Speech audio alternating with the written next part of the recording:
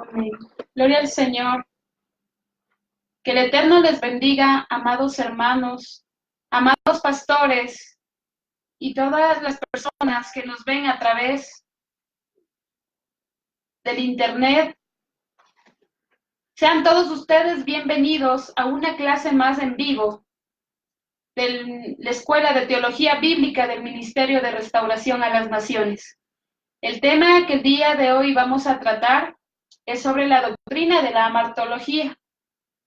Tengan la amabilidad de preparar sus Biblias, sus cuadernos, sus lápices, para poder juntos estudiar la palabra del Señor. Les saluda la hermana Yoconda Gutiérrez desde una hermosa ciudad de Ambato, ubicada en el Ecuador. Y damos la bienvenida a nuestro profesor y pastor Juan José Muro. Muchas gracias, mi hermana Yoconda. Y saludamos a todos los hermanos pastores preciosos que nos siguen a través de la televisión cristiana, a través de la página web del canal de Teología Bíblica, a través del satélite. Saludamos a todos nuestros hermanos en general. Para nosotros es un honor muy grande el poder transmitir en vivo, dando lo mejor de nuestro tiempo para ustedes, sabiendo de que muchos preciosos pastores y muchos hermanos no tienen tiempo para ser instruidos de una manera presencial en algún instituto teológico de sana doctrina cristiana, y que nosotros queremos bendecirlos de esta manera. Muchas gracias por su audiencia, por su preferencia, y como dijo la hermana Yoconda, todos somos alumnos, todos somos discípulos, ovejas delante del Maestro Divino. Y es por eso que tenemos que tener la Biblia, papel y lápiz, para poder nosotros apuntar los extractos, de lo cual con gran interés en su corazón usted pueda profundizarlo y ministrar también a otros. Tenga la gentileza de acompañarme a orar a Dios. Padre amado, Padre santo, en el nombre digno de nuestro Salvador Jesucristo, el Señor, nos presentamos, mi Dios, a través del trono de gracia, reconociendo, bendito Padre, que usted es soberano, reconociendo, amado Padre, que la gracia salvífica solamente viene a través de la fe en el Señor Jesucristo, y que no es por obras para que el hombre no se gloríe.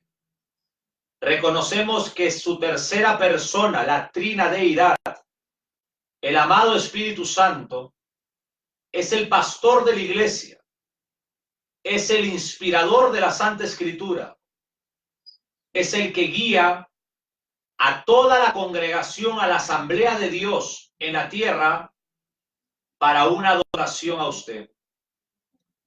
Reconocemos, Padre, en este ministerio de teología, que el Señor Jesucristo es la cabeza de la iglesia, que la palabra de Dios es palabra infalible, es palabra inerrante, y qué es la norma de fe y de conducta. Reconocemos también en esta escuela de teología bíblica que la tercera autoridad dentro de la Asamblea de Dios es el amado Espíritu Santo, el único vicario de Cristo el Señor. Nosotros como educadores, como pastores, somos autoridades, pero delegadas por la palabra de Dios. Reconocemos que según la Escritura neotestamentaria, los predicadores no tenemos una autoridad propia, sino tenemos una autoridad bíblica para predicar solamente la Biblia.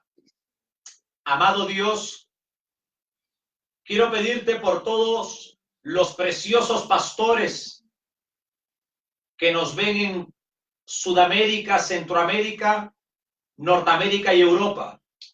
Esos ministros suyos de la palabra, evangelistas, maestros también, hombres humildes, tratados por usted, hombres de ayuno, de oración, de lágrimas, hombres, Padre, que luchan la buena batalla de la fe.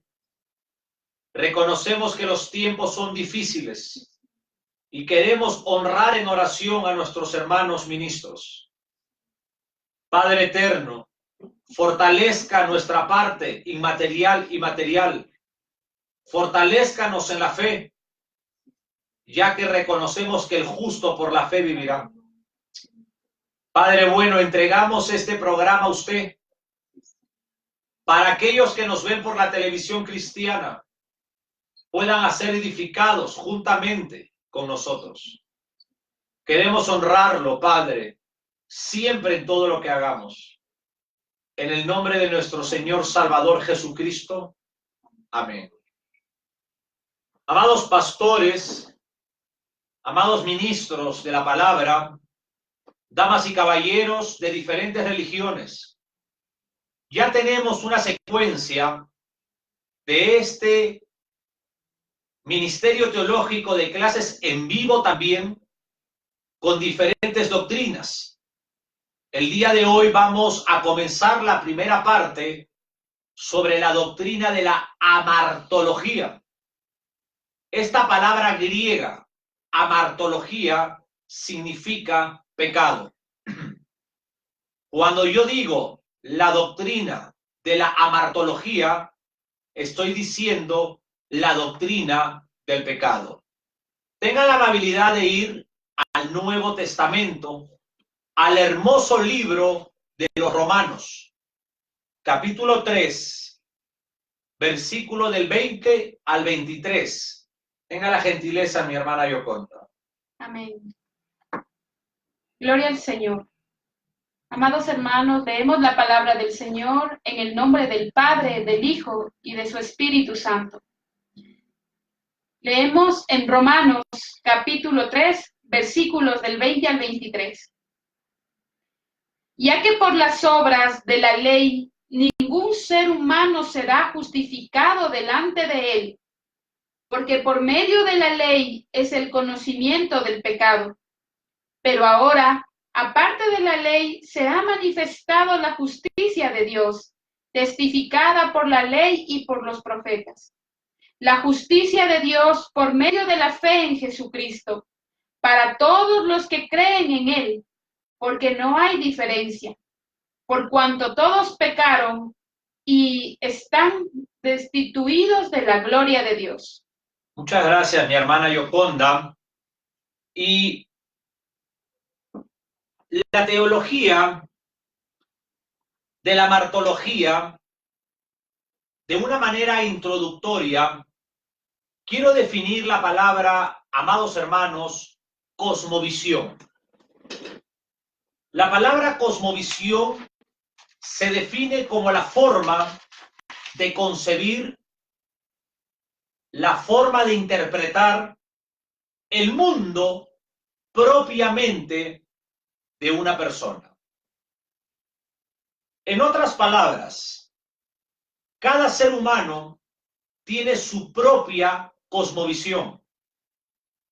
Por ejemplo, en cualquier lugar del mundo, en cualquier clase social, cada ser humano interpreta de una manera diferente la forma de mirar el mundo, la forma de creer en Dios y la forma de definir lo que sucede en este mundo.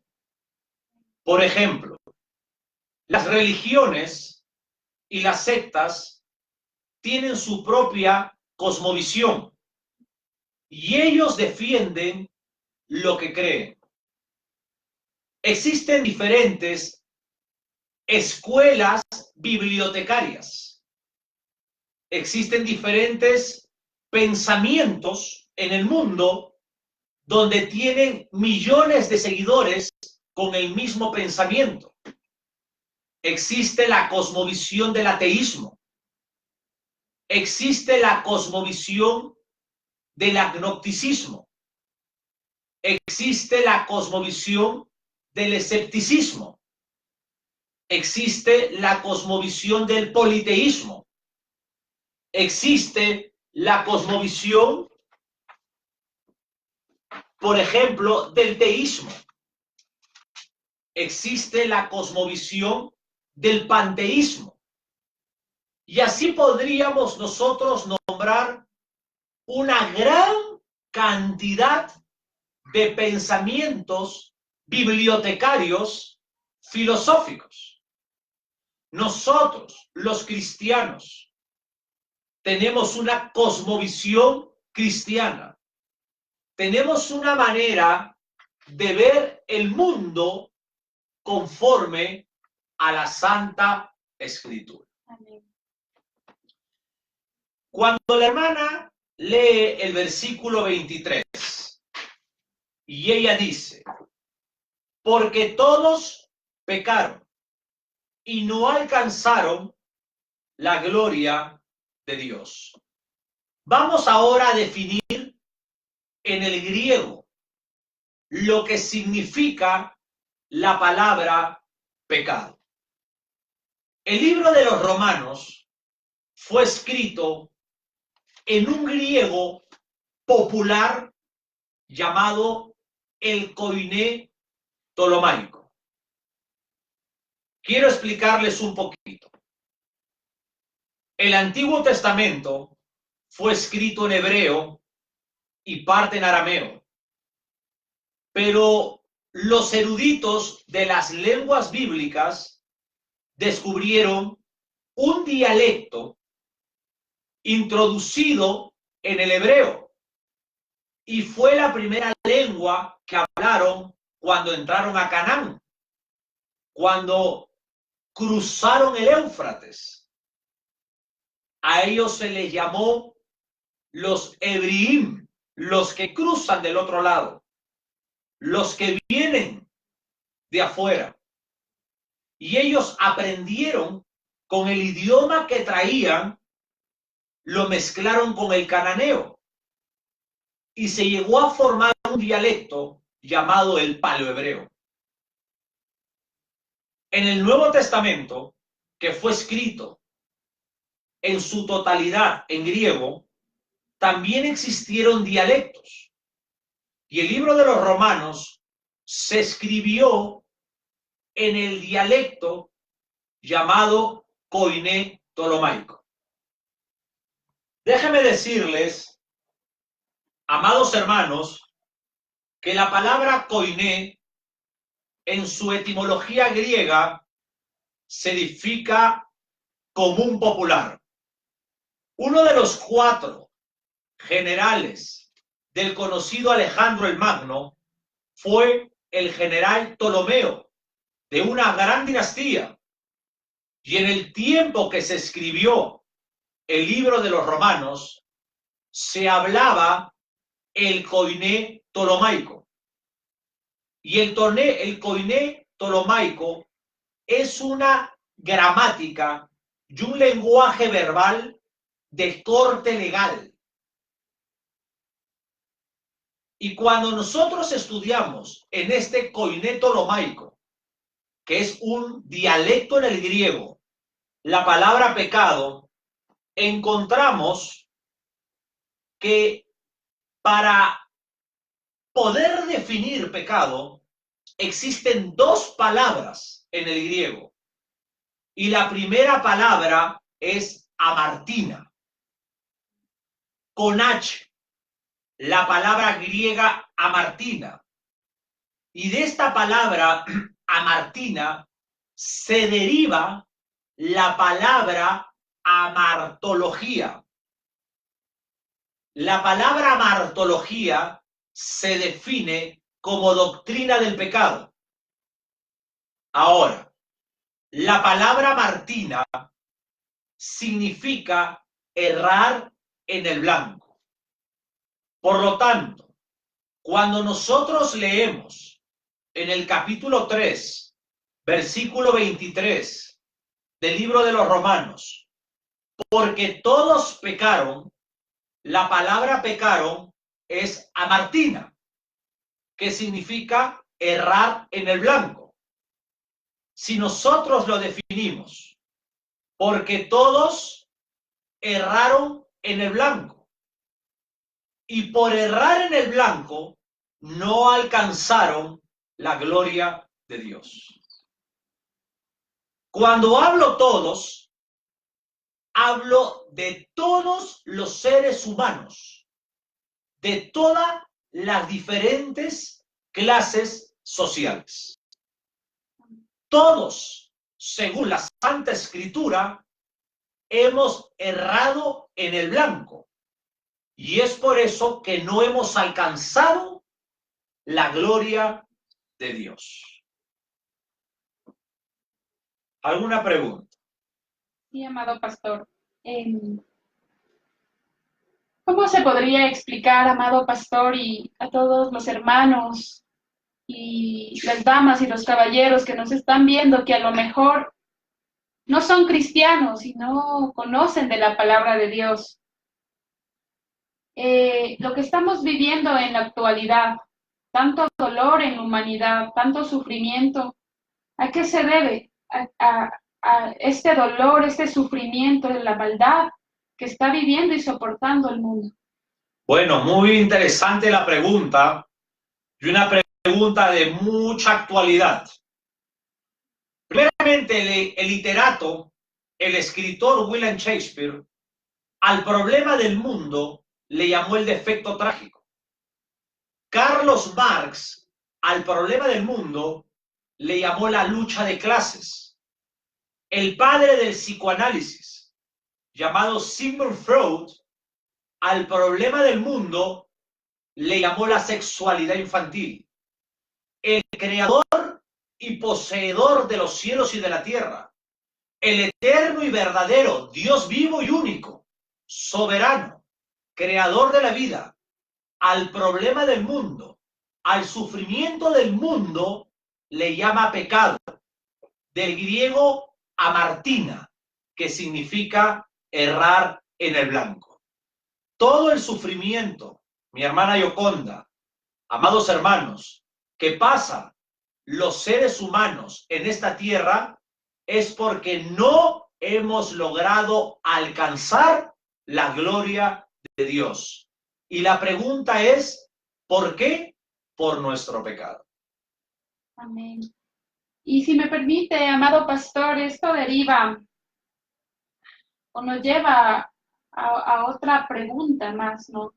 Estamos viendo en la actualidad el pueblo de Venezuela, que está pasando por una emigración de sus habitantes, de un gran número de seres humanos que salen a buscar una vida mejor en otros países, y que eso causa dolor a las familias que en muchas ocasiones, en la mayoría de ocasiones, son separadas.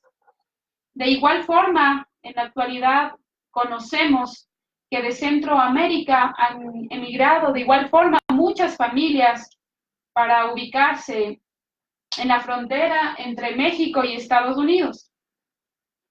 Esto también se da a causa del pecado del hombre, pastor.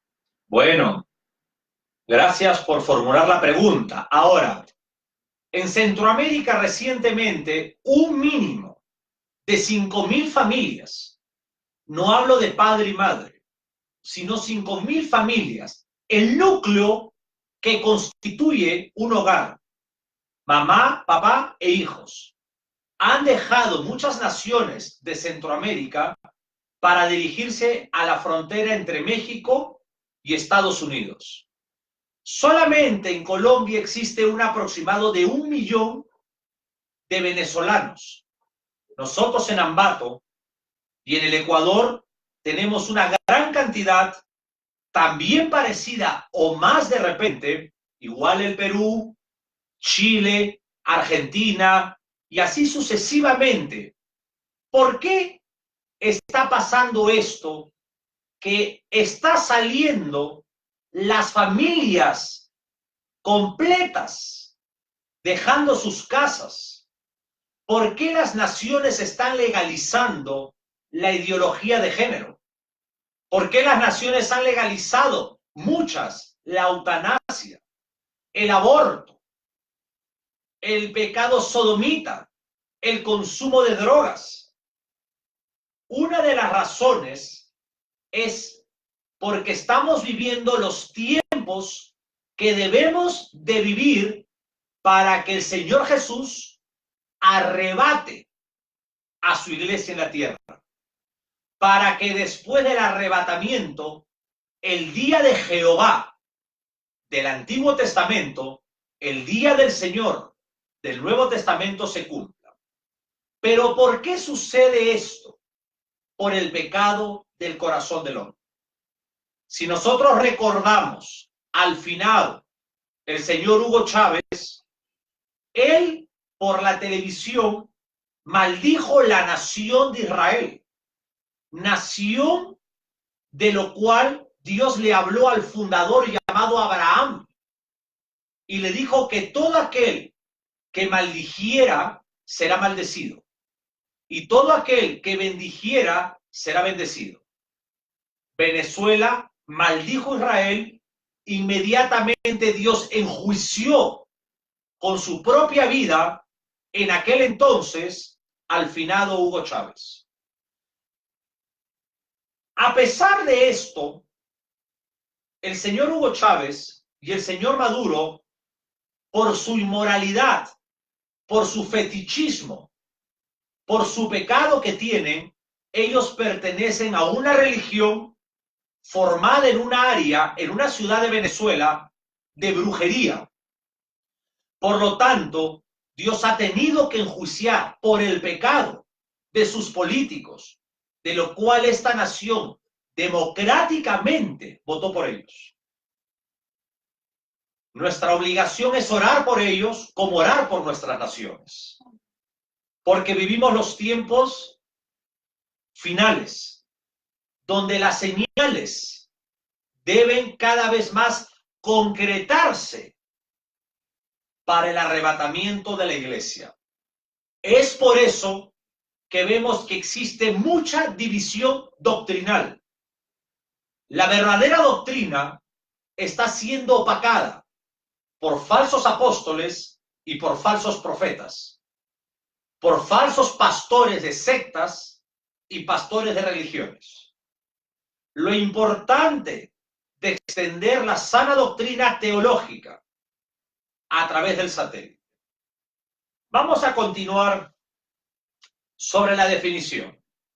Había dicho de que existen dos palabras en el Nuevo Testamento para definir pecado. La palabra pecado en Romanos 3:23 es amartina, que significa errar en el blanco. Esta palabra, damas y caballeros, cuando investigamos la historia, en el griego es una palabra que se usaba para un deporte muy antiguo, el deporte del arco y la flecha.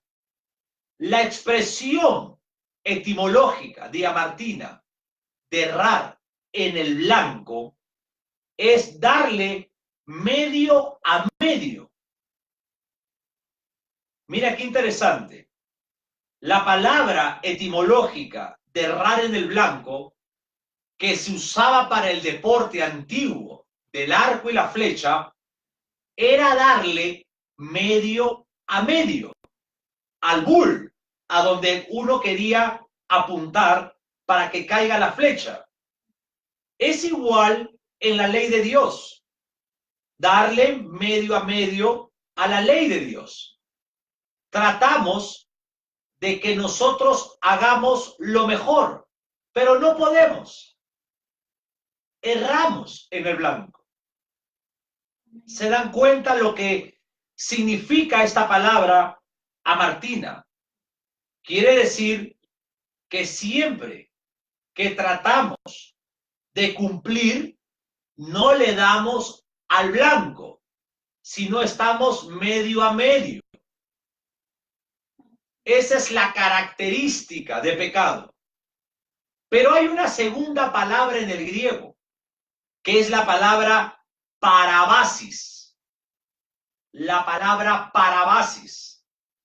Y esta palabra parabasis significa traspasar una línea prohibida. Simplemente es cruzar una línea prohibida. Y vamos a verla, por favor, en Primera de Juan, capítulo 3, versículo 4. Primera de Juan, capítulo 3, versículo 4. Cuando usted y yo estudiamos la Biblia, tenemos que ser asertivos, los educadores, descriptivos, y usted tiene que abrir la Biblia, porque esto le sirve mucho a usted, mi amado pastor, para preparar sus sermones con un exégesis del griego y del hebreo, para que usted pueda mejorar en su enseñanza en un púlpito, para darle gloria solamente a Dios. Amén. Leemos la palabra del Señor en Primera de Juan, capítulo 3, versículo 4. Todo aquel que comete pecado infringe también la ley, pues el pecado es infracción de la ley. Gracias. Acá está la idea de la palabra parabasis, que significa cruzar una línea prohibida. Todo aquel que comete pecado infringe la ley. En otras palabras, está cruzando una línea prohibida. Esa es la palabra griega parabasis. Muy diferente a lo que es amartina, errar en el blanco. Este es ya cruzar la línea. ¿Se dan cuenta? Diferentes conductas antropológicas. Ahora, el pecado es la falta de conformidad a la ley moral de Dios, ya sea por hecho, por disposición o por estado. Cuando yo hablo de la ley moral de Dios, estoy hablando de la Santa Escritura. Entonces, yo no me logro conformar perfectamente a la ley moral de Dios. Yo la violo, porque yo traspaso la línea de la palabra de Dios. Yo infrinjo la ley de Dios, que es la Biblia. Y cuando quiero hacer algo mejor, amartina, errar en el blanco, porque traigo una naturaleza espiritual pecaminosa, una herencia de Adán y Eva pecadora. Ahora, esta violación que nosotros hacemos por nuestro pecado a la palabra de Dios, esto puede ser, por ejemplo, usted está sentado sin moverte. Usted puede estar sentado en su casa sin moverte y usted está pecando delante de Dios. Porque tienes una disposición en tu corazón. Puede ser ira, puede ser amargura, puede ser falta de perdón, puede ser celo ministerial, puede ser el desear el mal a otro. Usted puede tener ahí, sin tener una acción física de pecado, en su corazón, usted puede tener lujuria, puede tener lascivia, puede tener chisme, y usted ya está pecando delante de Dios. Por eso esta palabra griega, parabasis, significa también pecado por disposición, por lo que uno tiene en el corazón. Esta definición es muy buena, porque no solamente dice que pecas por hecho, sino que pecas por disposición interna del corazón. Cuando yo acabo de hablar de estado, hemos dicho que uno peca de hecho, de estado o por disposición. Cuando yo hablo de estado, es porque aún cuando estamos durmiendo, aún usted y yo pecamos contra Dios. ¿Y cuál es la razón? Que la naturaleza del hombre es pecaminosa. Algunos han dicho, alguna biblioteca de pensamiento ha dicho que la esencia del pecado es el egoísmo. Puede haber parte de razón. ¿Sabe por qué? Porque cuando usted y yo violamos la palabra de Dios, la has violado porque en cada una de esas, mira qué interesante, ocasiones de violación, a ti te convenían violarla.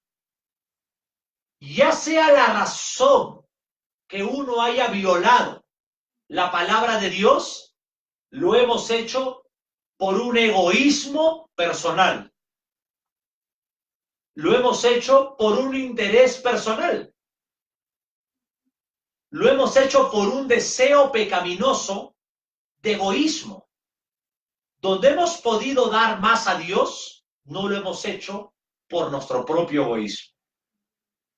La integridad, la honestidad, la prudencia, el decoro, son partes progresivas dentro de una regeneración, al igual que la santidad. Ahora, ya sea por disfrute, por placer, porque querías ganarte un dinero por encima de la verdad, si usted hubiera considerado a Dios primero en ese momento, antes de faltar a la integridad de Dios, no hubiéramos sido egoístas y no hubiéramos pecado contra Dios. Hemos hablado dos palabras en el Nuevo Testamento, pero ahora quiero hablar también de otro término para pecado. Y en el hebreo viene de la palabra chata. La palabra chata en el hebreo, en el Antiguo Testamento, es una palabra traducida para pecado.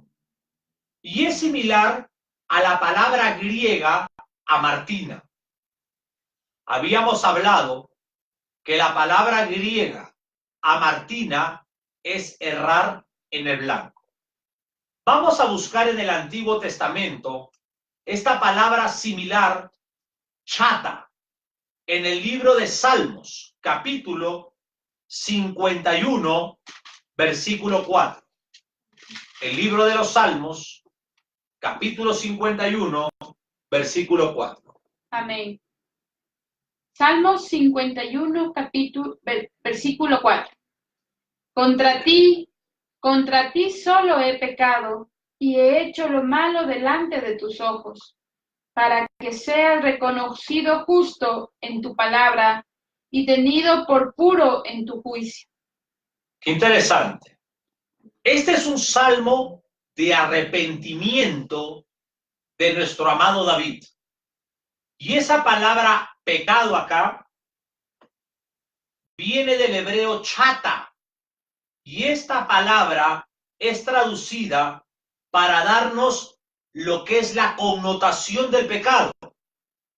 Contra ti solo he pecado, errado en el blanco y hecho lo malo delante de tus ojos. De manera que eres justo cuando hablas y sin reproche cuando juzgas. ¿Y qué es lo que pasa también acá? Dios es santo.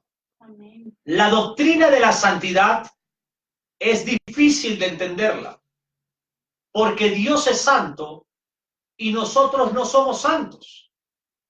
Dios es santo no por lo que hace. Dios es santo por quien es.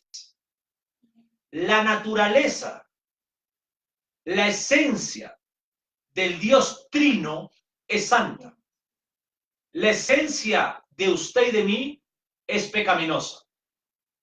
¿Se dan cuenta? Amén. Es por eso que David usaba la palabra chata, que es similar a la palabra martina, errar en el blanco. Todos los ministros de la palabra pecamos contra Dios, erramos en el blanco.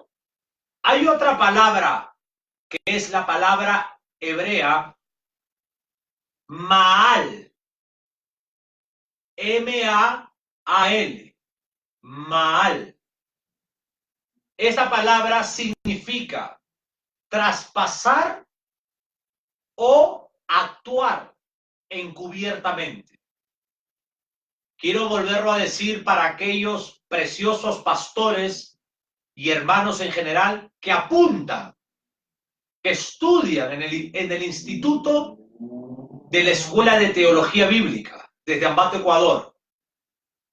La primera palabra en el hebreo es chata y la segunda es maal, que tiene un concepto de actuar encubiertamente. Vámonos, por favor, al libro de los Romanos, capítulo 31, versículo 16. El libro de los Romanos, capítulo 31, versículo 16. Tenga la amabilidad, mi hermana Yocon. Números, perdón. Números en el Antiguo Testamento, capítulo 31, versículo 16.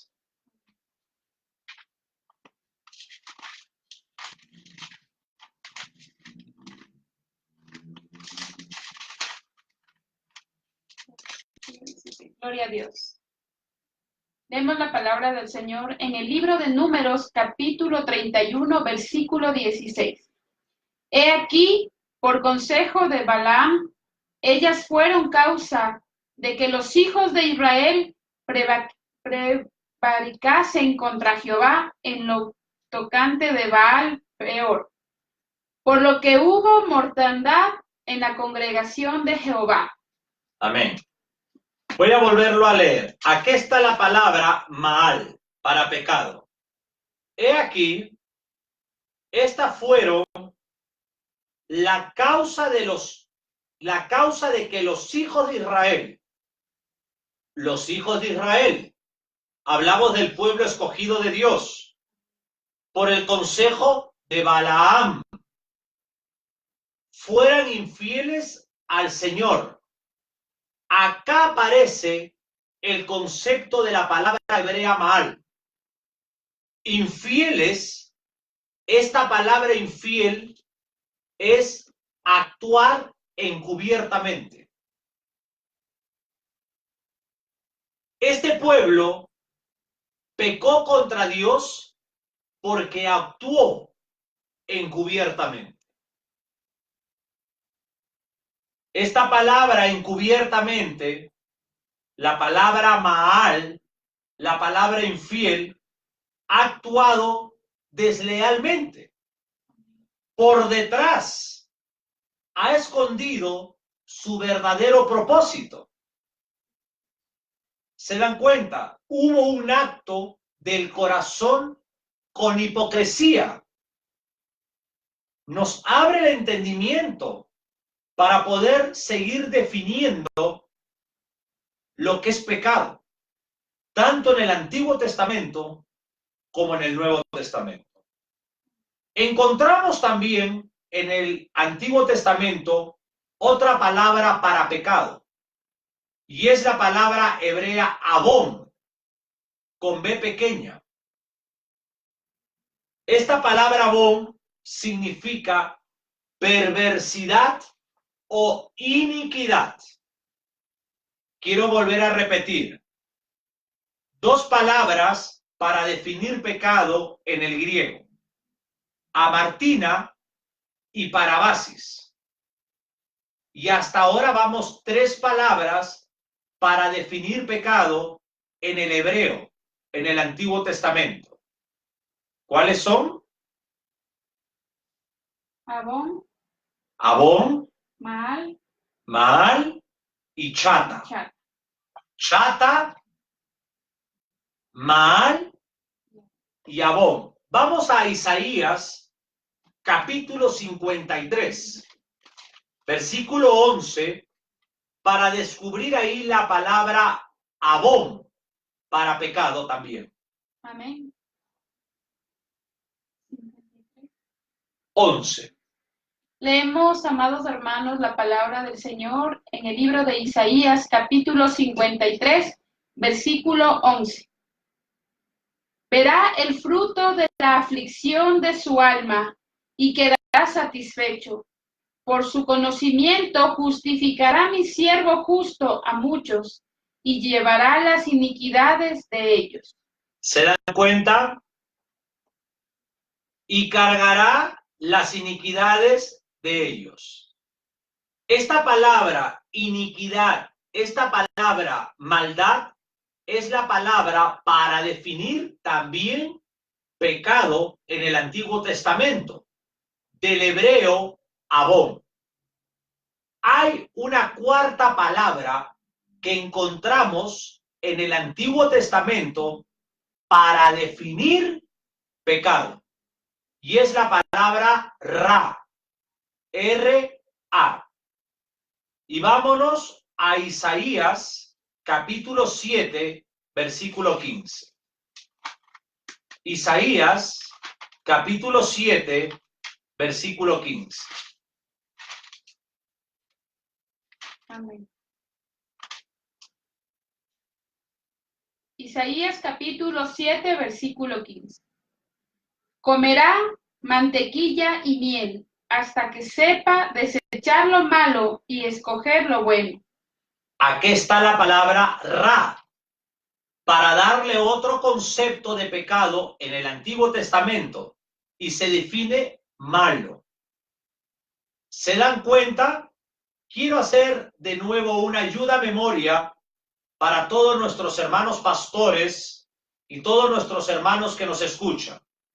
En el griego hay 2 palabras para definir lo que es pecado. En el libro de Romanos encontramos la palabra amartina. En Primera de Juan encontramos la palabra parabasis. En el Antiguo Testamento, 4 palabras hebreas para definir pecado. La primera es chata, la segunda es maal, la tercera es abón y la cuarta es ra. Si nosotros juntamos las 4 características en el hebreo, tenemos una excelente definición exegética sobre lo que Dios trata de que nosotros entendamos lo que es pecado. Y si juntamos en el Nuevo Testamento la palabra amartina y parabasis, tenemos también la definición neotestamentaria para definir pecado. Unamos los dos y tenemos una lista de características de que definen, según la Santa Escritura, lo que es pecado. Y eso trae la respuesta, entonces, de la razón por lo que sufre la humanidad. ¿Por qué sufre Venezuela? ¿Por qué sufre Ecuador? ¿Por qué sufre Perú? ¿Por qué sufren las naciones del mundo? Por el pecado del corazón del hombre. Cuando nosotros, vuelvo a expresarlo, vemos el griego y el hebreo, nos llevamos la impresión de que el pecado implica, por un lado, el transgredir la ley de Dios, implica errar en el blanco, implica algo malo, implica algo inicuo, que tiene que ver todo esto asociado a la iniquidad del hombre, porque el hombre es perverso, porque el hombre es infiel a Dios. Todas las fuertes debilidades del ser humano, todas las fuertes necesidades del ser humano, toda la debilidad de nuestros gobiernos es por el pecado del corazón del hombre. Napoleón Bonaparte una vez expresó y dijo que si Francia le daba grandes familias, él iba a levantar esa nación. Cuando una familia está fuertemente constituida, entonces esa nación, ese estado, está fuerte. Pero las naciones están débiles. Las familias están débiles. Los seres humanos están débiles. Y esa es la razón de la pobreza espiritual, esa es la razón de la pobreza emocional, esa es la razón de la pobreza física. ¿Por qué? Porque el pecado del hombre, el errar en el blanco, el cruzar la línea, la inmoralidad del corazón, el hombre inicuo, el hombre malo, el hombre perverso, la iniquidad de cada uno de nosotros no logra alcanzar la gloria de Dios. Quiero explicárselo de esta manera. Por ejemplo, que hay un puente, pero el puente se parte en dos. Y en un lado del puente está Dios. Y en el otro lado del puente están los seres humanos.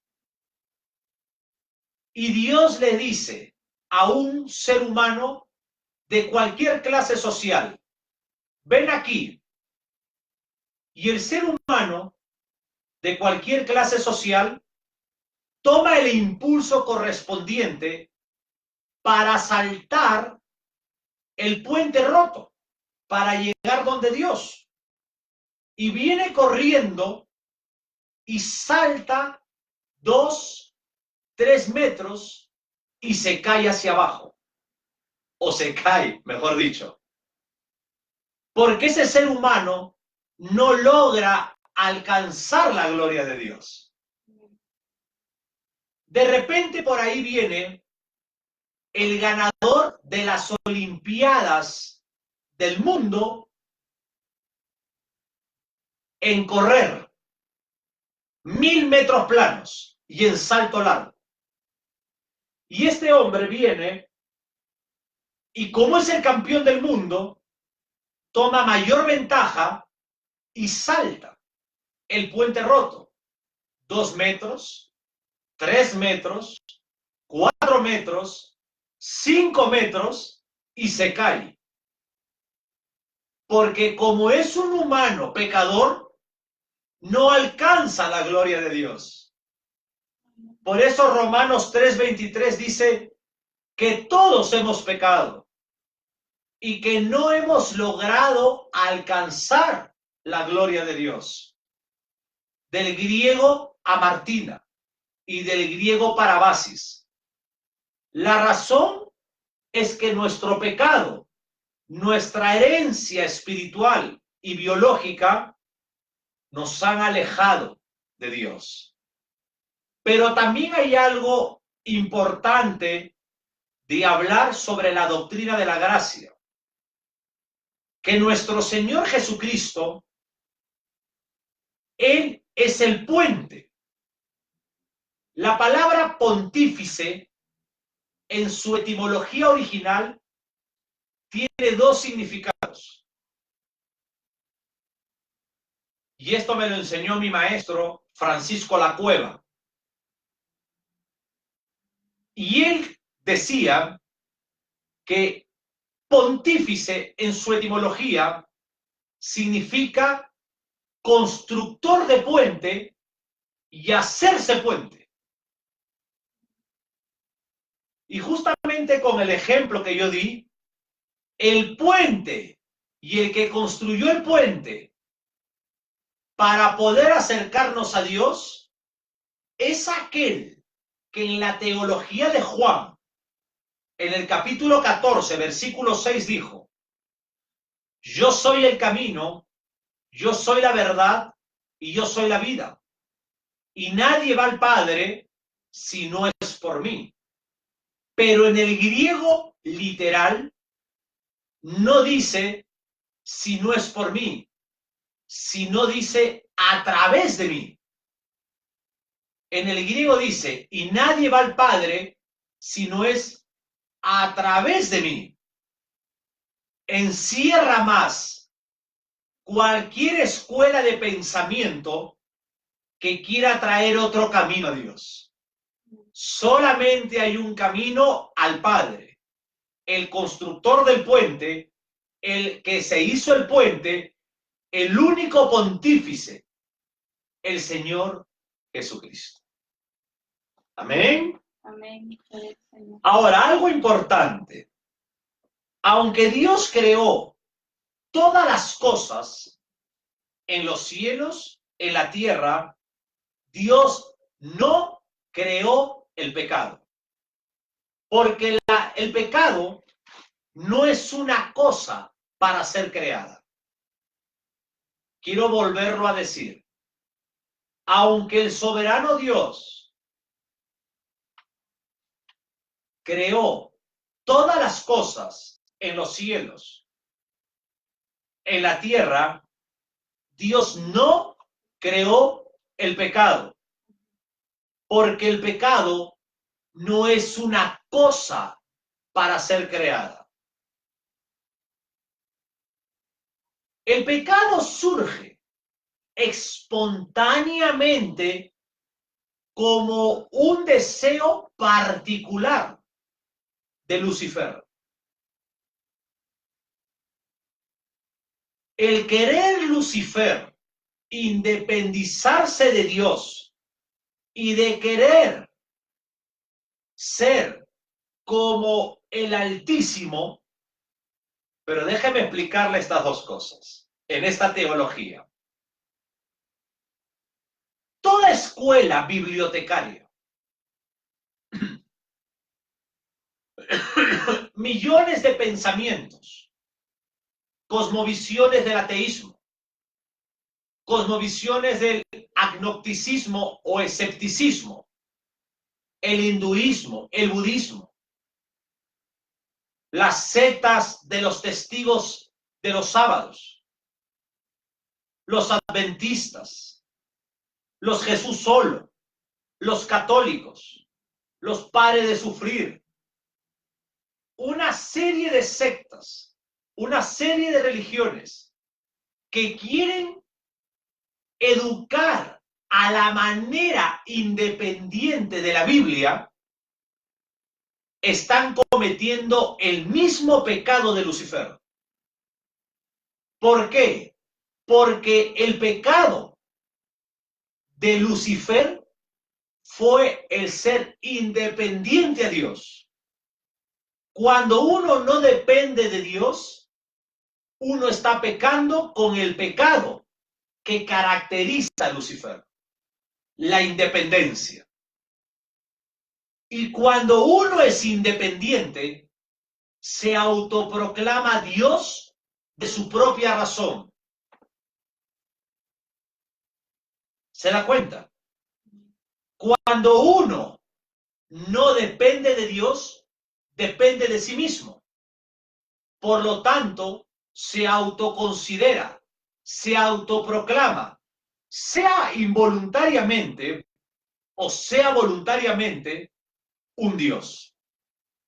Y es por eso que hay sectas como los mormones que se dicen que son dioses y que son igual que el Señor Jesús. Es importante conocer la historia, porque cuando nosotros, mi hermana Yoconda, no conocemos la historia, cometemos los mismos errores del pasado. Ahora, cuando el profeta Ezequiel o el profeta Isaías, en los capítulos 28 de Ezequiel y 14 de Isaías, habla de que Lucifer quiso ser como Dios, no significa que Lucifer pensaba ser soberano, porque Lucifer sabía que era un ser creado y que soberano solamente es el creador. Pero lo que él quería ser como Dios es ser adorado como si él fuera Dios. Él no estaba pensando en tener los atributos de Dios, porque Satanás, que después se le adjudicó apelativos a Lucifer. Hay en la doctrina de la demonología, que posteriormente vamos a estudiar, hay 174 nombres para Satanás. Satanás, que significa el adversario. Una palabra aramea en el Antiguo Testamento. Mira qué interesante, que no era para Lucifer, sino que el nombre adversario, Satanás, en el arameo, era cualquier persona que era un adversario para otra.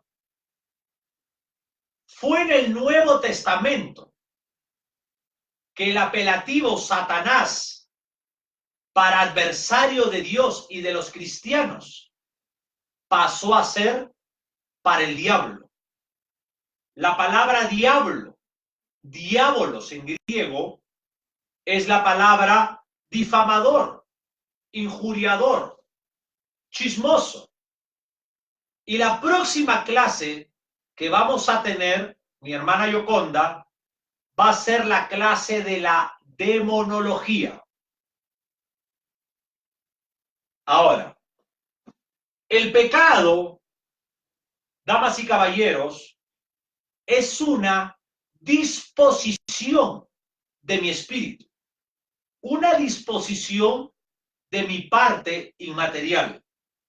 Es un deseo, es una acción que yo hago de mi alma. Vamos después a estudiar la doctrina de la antropología para ver cómo se define la parte inmaterial del hombre y la parte material. Si el espíritu y alma son iguales o son diferentes. Ahora, cuando yo digo de que es un deseo de mi alma, es un deseo, es una acción que yo hago, pero la cometemos individuos creados. Mira qué interesante. Pero el pecado en sí no es una cosa creada, sino que el pecado es algo que mi alma, que mi deseo lo hace. ¿Quién lo hace? Un ser creado. Amén. La pregunta sería, ¿cómo surge el pecado en el corazón de Lucifer? ¿Qué hace que un individuo, un querubín, la Biblia nos habla en la doctrina de la angeología de querubines, de arcángeles, de ángeles y de serafines? ¿Qué es lo que hace que en el corazón de un querubín, como dice la Biblia, máximo protector, mira, pecare? Que vive este hombre, este ser, mejor dicho, que vivía dentro de la presencia de Dios. Es increíble, que vivía en el cielo, que no había pecado nunca. ¿Qué es lo que hace que Lucifer cometa pecado en su corazón? Ningún teólogo, con todo respeto, ha podido explicar esto, ni podrá explicarlo.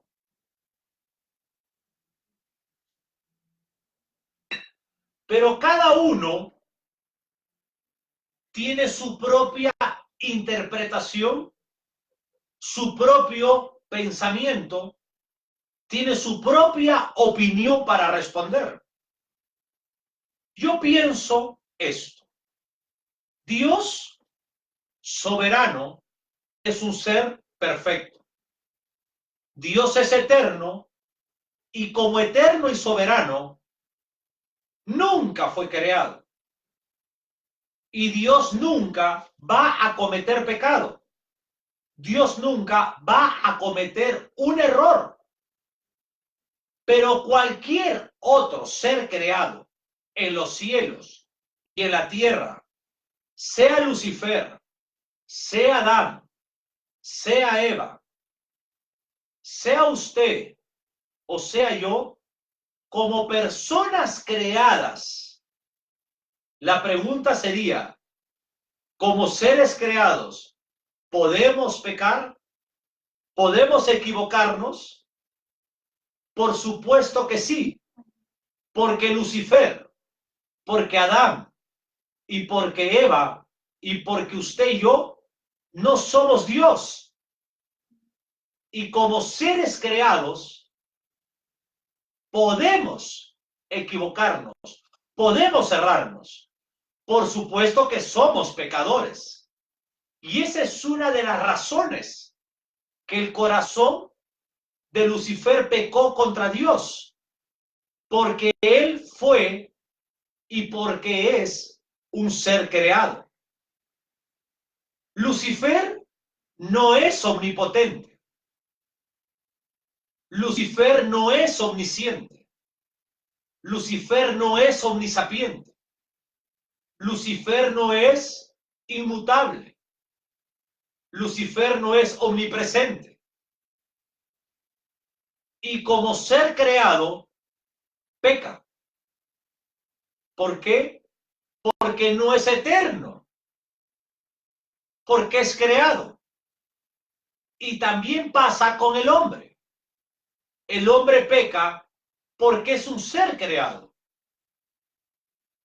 Traemos un alma pecaminosa, claro, de Adán y Eva. Adán y Eva pecaron porque son seres creados. De hecho, cuando Lucifer contempla a Dios, cuando Lucifer adora a Dios, había un espacio entre Lucifer y Dios. Y el deseo de Lucifer de superarse por ese espacio que había entre el creado y el creador, esa motivación de creado de ser mejor es lo que lo llevó a ser considerado ante los ojos de Dios como un pecador. Vuelvo a decirlo. Lucifer, un ser creado. Dios, un ser eterno. Lucifer adoraba en la presencia de Dios Santo, pero como un ser creado, tiene que haber un espacio. Aquí está Dios y aquí está Lucifer. Aquí está la presencia de Dios. Lucifer adoraba a Dios dentro de la presencia de Dios, pero había una separación. Y esa separación del creado Lucifer lo impulsó, lo motivó a mejorar un poquito. Y cuando él quiso mejorar un poquito, pecó contra Dios. ¿Se dan cuenta la profundidad del origen del pecado? Adán y Eva tuvieron el mismo deseo de mejorar. Muchos estudiosos, cuando leen los textos del profeta Ezequiel y del profeta Isaías, dicen que no se refiere a Satanás o al diablo, sino simplemente al rey de Babilonia. Pero muchos, incluyéndome a mí, relacionamos este pasaje claramente a Satanás por la similitud, por la característica que tiene este personaje. La pregunta sería, ¿por qué Dios, con los atributos incomunicables, un Dios omnisciente, que sabía que Satanás, que sabía que Adán y Eva iban a pecar, ¿por qué Dios no creó el mundo de otra manera? Un Dios omnisciente, un Dios que conoce el futuro, que conoce el final, un Dios omnipotente, un Dios omnisapiente, un Dios omnipresente. ¿Por qué Dios no creó el mundo de otra manera? Excelente pregunta. Pero no la vamos a responder hoy día. Nos vamos a quedar, mi hermana Yoconda, hasta aquí. Amén.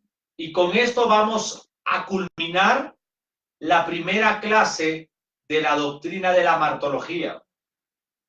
Y es un honor para nosotros que usted esté presente. Algunas palabras finales, mi hermana Yoconda. Sí. Amado pastor, amados hermanos, amados pastores, dentro de este importante estudio teológico del pecado, de la martología, no queremos finalizar este estudio, esta hora de estudio bíblico, sin antes preguntarle una última duda, pastor. Y es que la importancia de que nosotros, como hijos de Dios, como cristianos, aprendamos a estudiar las doctrinas bíblicas de una manera correcta, de una manera siendo guiados por el Espíritu Santo de Dios. Pastor, hablaba usted de las sectas, de las falsas religiones, hablaba usted del pecado que en la actualidad nos estamos enfrentando los seres humanos. Y también conocemos que el Señor nos advierte en su palabra que este mundo va a ir de mal en peor. Sumado a eso, amado pastor, también nos enfrentamos dentro del pueblo cristiano a falsas enseñanzas, Como por ejemplo, hoy se ve en los púlpitos, lamentablemente y con el dolor en el corazón, de que predican sobre una prosperidad y se guían al pueblo de Dios a amar y a buscar de Dios una prosperidad económica, llevando a intereses propios. Y es con esta clase de enseñanzas, con este tipo de enseñanzas que usted nos ha dado hoy, pastor, que nos hace reflexionar a nosotros como hijos de Dios, como pueblo del Señor Jesucristo, a que hay una base más profunda, porque eso se vuelve como que algo artificial, pastor. Entonces, ¿qué pasa, pastor?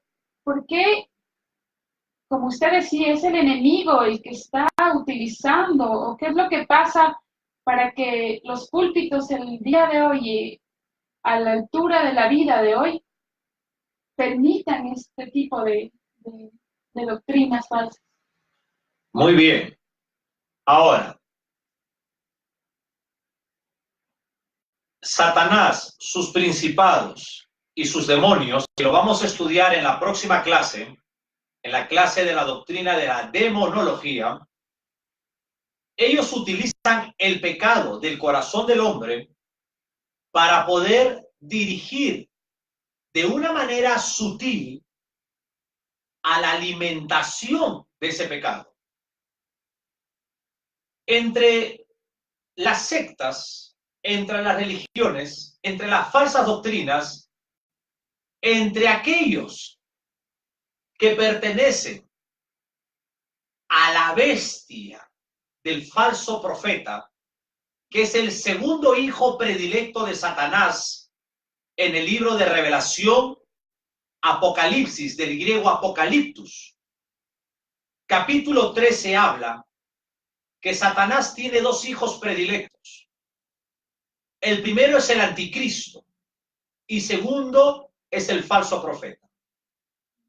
Todas las religiones de la tierra, todas las sectas, todos los falsos maestros, las falsas doctrinas, todos los falsos apóstoles, todos los falsos profetas pertenecen a la religión de la bestia del falso profeta. Llámese como se llame. Estos falsos apóstoles que predican en Sudamérica, Centroamérica, Norteamérica y Europa sobre la teología de la prosperidad pertenecen a la bestia del falso profeta. El falso apóstol con la falsa esposa profeta. Porque es el falso apóstol y su esposa la profeta.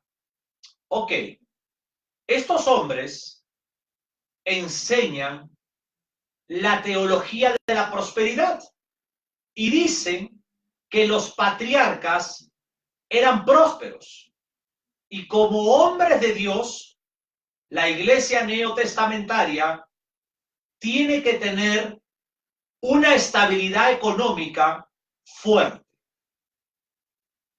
Es verdad que los patriarcas tuvieron mucho dinero. Por ejemplo, los patriarcas y las matriarcas, fundadoras de Israel, Abraham, Isaac, Jacob y etcétera. Job tuvo prosperidad, pero con Job vino lo que se llama la teología de la retribución, donde cambió las riquezas de los patriarcas por el justo, por la fe vivirá. Amén. El pobre, mejor dicho, el rico físicamente llegó a ser pobre. Entonces, este tipo de falsos maestros también enseñan lo que se llama la doctrina del Kingdom Now o las doctrinas del decreto, las doctrinas que uno debe de mirar algo y decretarlo por la boca. Eso se llama popularmente mente física. Está asociado a la metafísica en religiones de hechicería, de budismo, del hinduismo, donde hay brujería, espiritismo, donde ellos dicen que uno debe de mirar en su mente algo material y decretarlo por la boca. Eso es metafísica, mente física. Lo pienso y lo decreto. Miren, hermanos, uno de los millonarios cristianos es Colgate. Es el hermano dueño propietario de la marca Colgate, donde la mayoría del mundo se lava los dientes. Él es billonario y él vive con poco dinero. El resto de dinero, cuenta la historia, lo usa en las misiones para ayudar a gente. La mayoría de cristianos ahorita estamos sufriendo fuertes necesidades económicas. Pastores, verdaderos ministros de la palabra, hombres de Dios que no tienen casa propia, hombres de Dios, pastores en las montañas de Centroamérica y Sudamérica, que para predicar caminan por el quinche y no tienen ni una bicicleta. Iglesias que no tienen ni para pagar arriendos de las iglesias locales. Una remanente con un fuerte porcentaje que le llora a Dios todos los días para comer. Lo que estos falsos hombres enseñan es mentira. Estos falsos apóstoles y falsos profetas, llenos de iniquidad, llenos de maldad, con las características internas de pecado, lo que ellos enseñan de que Dios va a calzar la muela, que va a poner el diente de oro, o que Dios está lloviendo oro del cielo, es por su propia maldad interna. Lo que el Señor Jesucristo les va a decir: nunca os conocí, hacedores de maldad. Y déjame explicarte algo sobre la expresión hacedores de maldad. Un rabino judío, cuando se le preguntó que para él, ¿qué entendía como hacedor de maldad? Dice que buscando en el Talmud judío, en la Midrash judía, en las profundidades de la cultura judía de sus libros, el principado de hacedor de maldad es un principado que usa a esta religión de los falsos apóstoles y de los falsos profetas para llevarse a los cristianos al infierno. Infierno del hebreo Sheol y del griego Hades.